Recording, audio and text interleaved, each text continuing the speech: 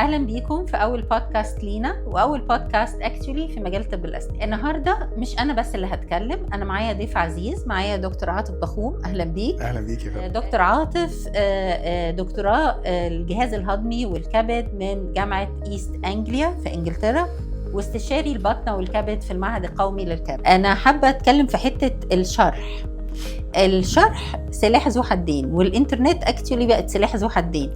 الناس بتدخل على الإنترنت وتيجي تناقش الدكتور فيسأل أكتر ويسأل أكتر، ويبتدي أنت تقف عند مرحلة عايز تقول له أنا محتاج أشتغل، يعني محتاج تترست مي بقى، تثق فيا، أنا شرحت الجزء اللي هتفهمه مني. كلامك صحيح، بس هو الثقة بتكتسب، يعني هو لما يجرب مرة واتنين يستريح معاكي وتشرحي له ويفهم. أيوه. وبعدين تعملي له حاجة فتطلع مش بتوجع قوي.